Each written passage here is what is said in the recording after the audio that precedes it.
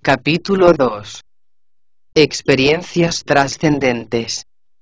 Después de estas experiencias preliminares, vinieron otras, mediante las cuales, el maestro trataba de hacerme consciente de actividades espirituales más profundas y trascendentes, que deberían capacitarme para poder ingresar en su ashrama, y hacerme consciente de su propia vida espiritual.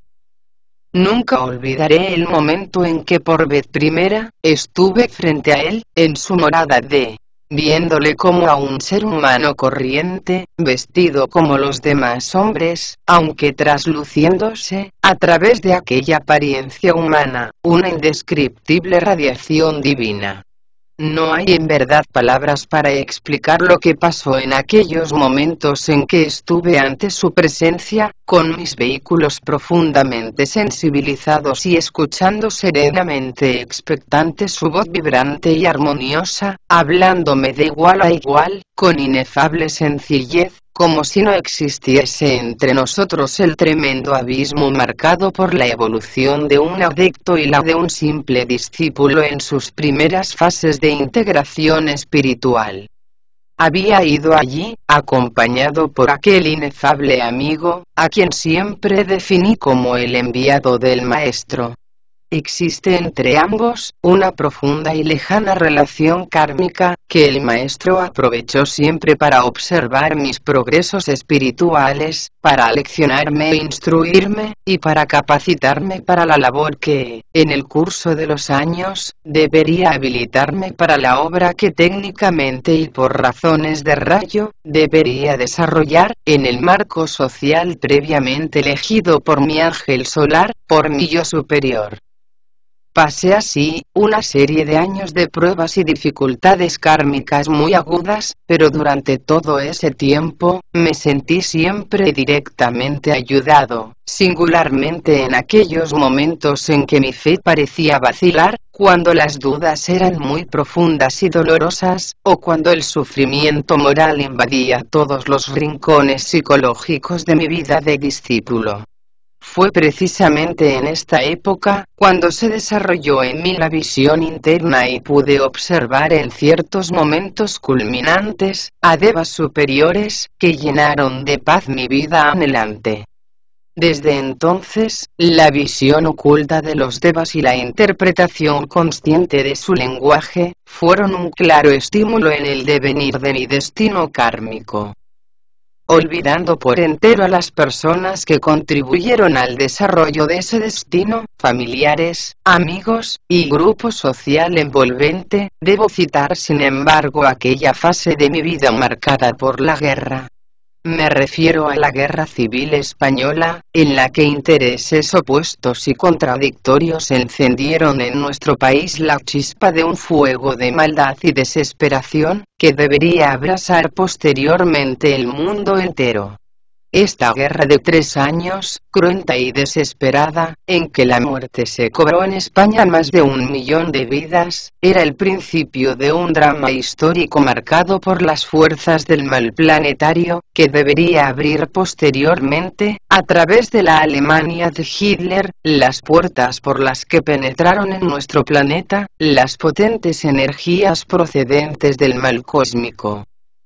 Como en este libro no trato en manera alguna de analizar las razones planetarias que permitieron la entrada del mal cósmico en las redes etéricas de nuestro mundo, sino exponer honrada y sinceramente las razones espirituales de un discípulo, solo debo hacer referencia, por la trascendencia de las mismas, a los años de la guerra, y aquellos en los cuales me vi privado de libertad. Estas 2 etapas marcaron el destino espiritual de mi vida, y debido a su experiencia, pude ingresar conscientemente en el ashrama, penetrar en el corazón del maestro, y convertirme en un discípulo juramentado. Después de todo ello, Cuando las fases más difíciles de mi vida hubieron pasado, entré en un período que puedo definir como iniciático, en el que me fue posible penetrar conscientemente en la corriente espiritual, dentro de la cual el discípulo ya no puede hacer otra cosa que seguir atentamente el devenir de esta gran corriente de vida, serena pero increíblemente dinámica, y observar profundamente expectante, el desarrollo de su proceso vital. Tal como digo en la introducción de este libro, y lo hago con toda honestidad, soy un discípulo cualificado que recibe entrenamiento espiritual y enseñanza esotérica, en una escuela de la Gran Fraternidad Blanca o jerarquía espiritual del planeta, que esotéricamente definimos como aula del conocimiento. En esta aula, aprendemos el mecanismo de la evolución, somos conscientes de la jerarquía espiritual de las almas, y nos sometemos al juicio de los hermanos mayores de la raza. Aprendemos también las reglas y las técnicas mediante las cuales podemos situarnos conscientemente en un plan jerárquico, y ayudar desde allí a nuestros hermanos menores en grado evolutivo, así como colaborar en la obra de las almas superiores, en el desarrollo de sus planes y proyectos. Nos es posible establecer contacto, ya que forma parte de nuestro sistema de enseñanza, con devas de diversos niveles de evolución, y aprendemos a través de ellos, las claves místicas del proceso de la creación, cuyas bases estructurales se asientan en la tierra firme de la solidez material, y en la obra silente de las increíbles fuerzas elementales del aire, del agua, y de la tierra, que constituyen, maravillosamente organizadas y sabiamente dirigidas, el aspecto sustancial de la creación.